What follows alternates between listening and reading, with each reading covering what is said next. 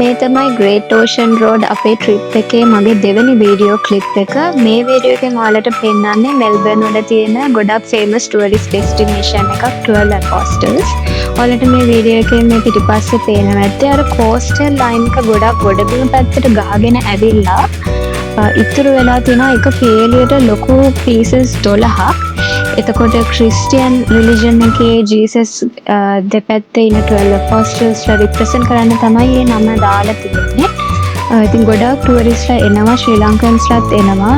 ඔයාලා දැන් මේ වීඩියෝ එක බලන ඔයගොල්ලොත් ගොඩක් සමහර විට ඇවිල්ලා මෙතන බලලා ඇති. මගේ ලයිෆ් එකේ නම් මම මේ ෆස්ට් ටයිම් මෙතනට ආවේ ෆොටෝස් වලින් දැකලා තිබ්බට වඩා ඇත්තටම ඇවිල්ලා බලද්දි ගොඩක් ලස්සනයි. ඉතින් ඔයාලා ඇවිල්ලා නැත්නම් අනිවාර්යෙන්ම එන්න. ඒක අර එතන ඇත්තටම ඉඳගෙන බලද්දී ගොඩක් ආස හිතෙනවා. ඒ කියන්නේ ගොඩාක් අවුරුදු ගානක් තිස්සේම කෝස්ටල් ලයින් එක අපේ ගොඩබිමට අර ගහගෙන ඇවිල්ලා ඉතුරු වෙලා තියෙන විදිය ඒක හරිම අර ෆොටෝජෙනික් අර ගොඩාක් ලස්සනට ෆොටෝස් ගන්න පුළුවන්.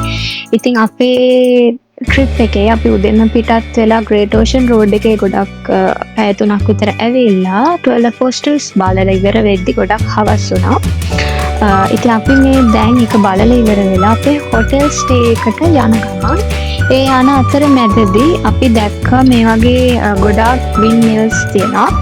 ඊට පස්සේ අපි හිතුවා ඒක ගොඩාක් ළඟින්ම යන නිසා නවත්තලා ළඟට බලන්න. මොකද ඒක අර ඈතට පේනවට වඩා ළඟට බලද්දී ගොඩාක් ලොකුවට පේනවා. මම ඒක කැප්චර් කරගත්ත මේ වීඩියෝ එකේ. හරි ගොඩක් උසයි හරිම හිමින් කැරකෙන ඉතින් අර එනර්ජි නිෂ්පාදනය සඳහා කියලා හිතුවට ඒක අර හිතනාගේ හිතා ගන්නත් අමාරුයි. ඒකෙන් කැරකෙන්නේ නැහැ ඒක ස්ලෝලි. ඉතින් ඒක ඔක්කොම බලලා අපි දැන් මේ අපේ හොටෙල් එකට පිටත් වෙන්නේ. හැබැයි අපි මේ ටික ඔක්කොම බලලා ඉවර කරනකොට වෙලාව දැන් මේ ගොඩක් හොඳට එළිය තිබුණාට වෙලාව දැන් මේ 6:05 පැනලා 5:00 අතර වගේ. අපේ හොටෙල් එකේ චෙකින් ටයිම් එක දවල් 2. ඒ වුණාට අපි ඇත්තටම අපිට 12 Apostles ඉඳන් හොටෙල් එකට 1 hour විතර ඩ්‍රයිව් එකක් තිබුණා සහ අපි දවල්ට කාලා හිටියෙත් නැහැ. අපි උන්ටම බඩගින්නේ. මේ තමයි අපි අද රෑ ඉන්න හොටෙල් එක. මේකට කියන්නේ RSCV Turkey Resort කියලා. මේ තමයි හොටෙල් එකේ ඇතුළ. මේක 5 star හොටෙල් එකක්. ඔයාලා මෙල්බර්න් ජීවත් වෙන අය නම් RSCV membership එක තියෙනවා නම් ඩිස්කවුන්ට් එකක් හම්බ වෙනවා. ඉතින් අපිට membership එක තිබුණා ඩිස්කවුන්ට් එකක් හම්බෙලා අපිට ඕස්ට්‍රේලියන් ඩොලර් 350ක් ගියා එක නයිට් එකකට. හැබැයි සාමාන්‍ය 5 star හොටෙල් එකකට වඩා තියෙන ෆැසිලිටිස් ගොඩක් වැඩි. හොටෙල් එකේ සයිස් එක වශයෙන් ගත්තොත් ගොඩාක් ලොකුයි. රූම් එකක් උනත් ඇතුළේ ගොඩාක් ලොකුයි. දැන් ඔයාලට පේන ඇති කාමරේ ගොඩක් සයිස් එකෙන් ගොඩක් ඉඩ තියෙනවා. ඒ වගේම අපි ගත්තේ මේ ගෝල්ෆ් රේන්ජ් රූම් එකක්. ඉතින් මේ වීව් එක තනිකර ගෝල්ෆ් ග්‍රවුන්ඩ් එකක් මේ තියෙන්නේ. ඔයාලා ඒක ගන්නවා නම් අපිට ගෝල්ෆ් ප්ලේ කරන්න පුළුවන් ෆ්‍රී. ඊට පස්සේ ගොඩක් ඇක්ටිවිටීස් තියෙනවා. ස්පා එකක් තියෙනවා. ස්විමින් පූල් තියෙනවා, ජිම් එක තියෙනවා, ගොඩක් ප්ලේ ඒරියාස් තියෙනවා, ස්පෝර්ට්ස් තියෙනවා, ටෙනිස් කෝට් එකක් තියෙනවා. හැබැයි අපි චෙක් ඉන් උනේ රෑ 7ට හින්දා අනික අද ක්‍රිස්මස් නයිට් එක. අද දෙසැම්බර් 25. ඉතින් අපිට ගොඩක් දේවල් කරන්න වෙලාවක් තිබුණ නැහැ. ඇත්තටම අපි චෙක් ඉන් වෙද්දී රෑ 8යි. ඉතින් කෙලින්ම නිදාගෙන මේ උදේ පහෝදා උදේ තමයි මේ වලට පේන්නේ. ඉතින් අපි චෙක් අවුට් වෙලා මේ දෙවෙනි දවස අද දෙසැම්බර් 25 නත්තල් දවස ක්‍රිස්මස්. ඉතින් කෑම කන්න කොහේවත් තැනක් තිබුණ නැහැ. අමාරුයි මැක්ඩොනල්ඩ් එකක් ආගෙන අපි උදේට එතනින් මැක්ඩොනල්ඩ් එකෙන් කාලා උදේට ඉන්නේ දවල්ට ලන්ච් එකට. මොකද උදේ හොටෙල් එකෙන් බ්‍රෙක්ෆාස්ට් හම්බුණා. ඊට පස්සේ අපි කෙලින්ම ආවා ජීලොං සිටි එක බලන්න. මොකද ගෙදර යන ගමන් ඒ රූට් එකේ තමයි ජීලොං තියෙන්නේ. ජීලොං කියනවනේ දන්නේ නැත්තම් ඒ Great Ocean Road coastal beach එක අයිනේ එන පාර දිගේ එනකොට තියෙන ටවුන් එකක්. අපේ මෙල්බර්න් ඉන්න ශ්‍රී ලංකන්ස් නම් ගොඩක් දන්නේ නැති ජීලොං වල මම දන්න ගොඩක් අපේ ලංකාවේ ජීවත් වෙනවා. ඒ වුණාට ලංකාවේ ඉඳන් ඔයාලා බලන කෙනෙක් නම් ජීලොං කියන්නේ පොඩි සිටි එකක්. මේ අපි එතනට ආවේ ලස්සනට මේ ක්‍රිස්මස් ට්‍රී එකක් එහෙම හදලා තියෙනවා. ගොඩක් ඔයාලට මේ වීඩියෝ එකේ පේනවා ඇති අද මිනිස්සු අඩුයි. මොකද අද නැත්තම් දවස. මේ වගේ 3D ආර්ට්ස් එහෙම තියෙන හැබැයි මේ කැෆේස් ඔක්කොම වහලා කිසිම කඩයක් අද ඇරලා නැහැ. ඕපන් නැහැ. අද සුපර් මාකට්ස් කෝල්ස් වූල්වර්ත්ස් වගේ සුපර් මාකට්ස් උත් අද වහලා.